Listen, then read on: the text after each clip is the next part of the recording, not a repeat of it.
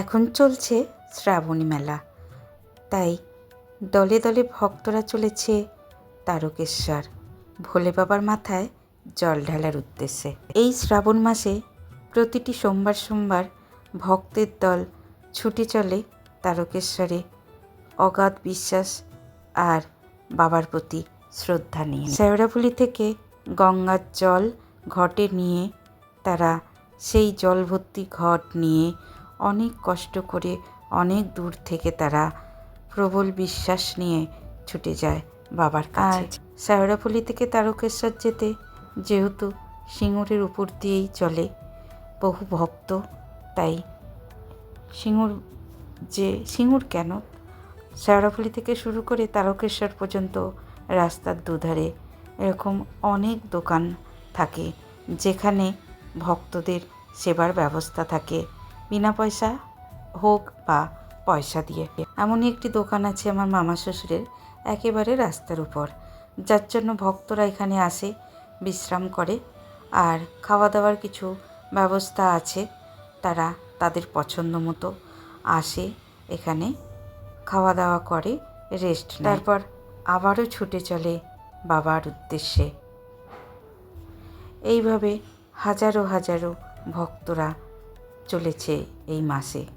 শুধু সোমবার কেন, প্রায় প্রতিদিনই কম বেশি ভক্তরা চলেইছে বাবার কাছে। তবে সোমবারটা যেহেতু বাবার বার, তাই ভিড়টা সোমবারই বেশি হয়।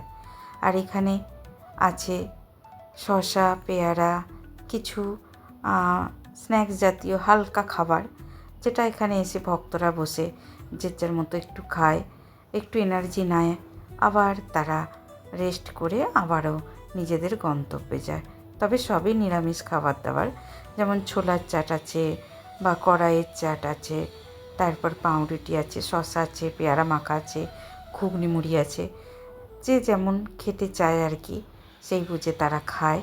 এবং বসে খাওয়ার ব্যবস্থা করা আছে, বাঁক রেখে তারা বসে বসে খাওয়া দাওয়া করে, যতক্ষণ ইচ্ছা যায় রেস্ট করে, তারপরে চলে।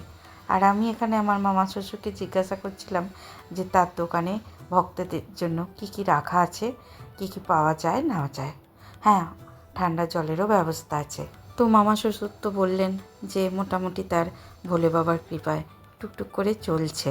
তবে এই সময় না লাভ লোকসান নিয়ে তেমন কোনো চিন্তাভাবনা থাকে না সবার মধ্যে।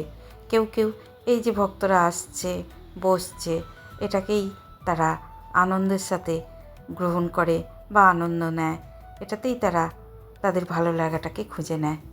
তো এই যে বাঁকটা দেখছো কত সুন্দরভাবে সাজানো, এরকম অনেকেই যাচ্ছে যারা এইভাবে কত সুন্দর ভক্তি নিয়ে, বিশ্বাস নিয়ে, ভালো লাগা নিয়ে এইরকম বাঁকের উপর তারা নানা রকম ভগবানের ছবি দিয়ে কারুকার্য করে চলেছে। কেউ আবার একটা ছোট ঘটের মধ্যেই তাদের আস্থা বিশ্বাসকে নিয়ে চলেছে। তো ভক্তি আর বিশ্বাস যে যার কাছে যেমন আর কি, সে সেই রকমভাবেই নিজেদেরকে বাবার কাছে নিয়ে যাচ্ছে।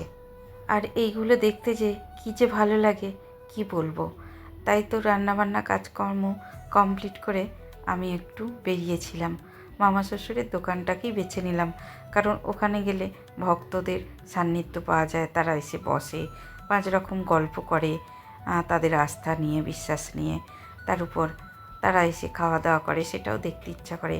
5 রকম মানুষ আসে, 5 রকম তাদের কথাবার্তা। তো এই দেখো এখানেই ভক্তরা বসেছে, ঘুগনি মুড়ি নিয়েছে, খাচ্ছে, আবার তারা একটু বসে রেস্ট করে আবারও বেরিয়ে যাবে। প্রতি বছর কোথা থেকে যে এত মানুষ আসে, সত্যি কথা বলতে ভারী অবাক লাগে। বিশ্বাস না থাকলে, ভক্তি না থাকলে কেউ কি এভাবে পাগলের মতো ছুটে আসে? মাঝে মাঝে মনে হয় কিছু মানুষ আসে আসে যারা একটু ঢঙি, শুধুই আনন্দ মজা করতে যায়। তবে 100টার মধ্যে 90টা আছে যারা নিজেদের ভক্তি আর বিশ্বাস নিয়েও যায়। তো এখানে আমার ননদ ঘুগনি রেডি করছে, ওখানে আরও কড়াই সেদ্ধ হচ্ছে। তো মাস্তুতো ননদ আর নন্দাই মিলেই মামা শ্বশুরের দোকানটাকে আপাতত কেয়ার করে বা দেখাশোনা করে, কারণ একা সম্ভব হয় না। কারণ আমি যখন গেছিলাম দিনের বেলা অতটা ভিড় ছিল না, আর রাতের দিকে শনি রবিবার সন্ধ্যার দিকটা কিন্তু ভালোই জলযাত্রীদের ভিড় হয়, ভক্তদের ভিড় হয়, তো সামলানো যায় না। বাড়ির সবাই মিলেই এই কাজটা করা হয়, আর বেশ ভালোও লাগে, আনন্দও লাগে। তো যাই হোক বন্ধুরা, তোমাদের সাথে এটা শেয়ার করতে পেরে আমার খুব ভালো লাগছে, আর তোমাদের কেমন লাগলো অবশ্যই জানিও, তাহলে আমার ভালো লাগবে। তো দেখো বন্ধুরা, দল দল ভক্তরা আসছে, আর আমি যদি এটা সন্ধ্যাবেলায় দেখাতে পারতাম তাহলে দেখতে রাস্তায় তিল ধারণের জায়গা থাকতো না। আসলে এখানে দুটো রাস্তা আছে, একটা রাস্তা একটু ভিড় কম হয়, যেটা এখন আমি আছি আপাতত, আর একটা রাস্তা কিন্তু মেন রাস্তা, সেটাতে মানে প্রচুর ভিড় হয়। তো যাই হোক, এখানে ভক্তরা তাদের খাওয়া দাওয়া কমপ্লিট করে আবারও বাঁক নিয়ে বাবার দিকে রওনা দিয়েছে। তো চাইবো মনে মনে এটাই, সব ভক্তের সব আশা পূর্ণ হোক, তারা সুস্থভাবে ভালোভাবে বাবার কাছে পৌঁছাক, সব মনস্কামনা তাদের পূর্ণ হোক, বাবার দর্শন হোক। আর ইতিমধ্যে এই পুচকু বাবাটা এসেছে দোকানে, যাকে নিয়ে আরও একটু আমার টাইম পাস হয়ে গেল আর কি।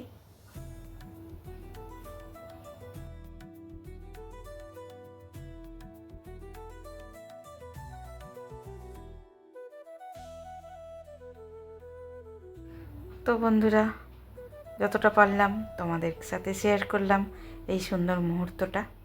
আশা করছি তোমাদের ভালো লেগেছে, আর যদি ভালো লাগে প্লিজ ফলো করে দিও, আর লাইক করো, কমেন্ট করো। চলো এবার আমিও ঘরে ফিরছি, তোমাদের কাছ থেকেও বিদায় নিচ্ছি। টাটা।